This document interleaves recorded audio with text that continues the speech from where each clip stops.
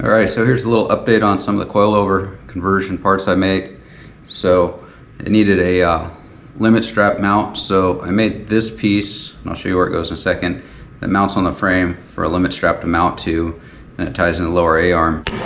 And then trying to get the bump stop to sit on the A-arm and clear the coilover shock made for a tough little fit. So I got these little two pieces I made.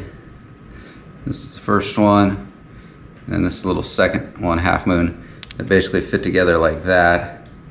And it doesn't take much, but this is just enough to weld onto the side of the lower A-arm to make it so you can move that bump stop over just 1/4 inch, 1/2 inch, and make it clear the coilover a whole lot easier, but still have something secure to mount on. So I'll give you a quick show of how it all mounts on there.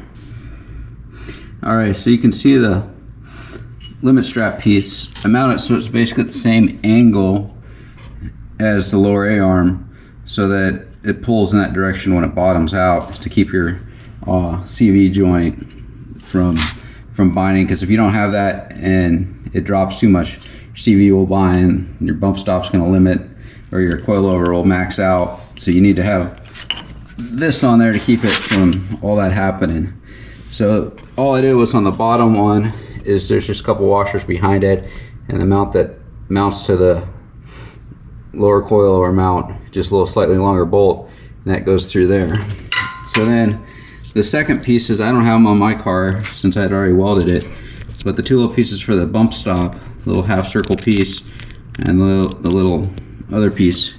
Basically the design is so that it can mount right here and allow you to move that bump stop just over a little bit more. It doesn't take a whole lot. You can see how tight it is to the coilover, but it allows you to move it over just 1/4 inch or so.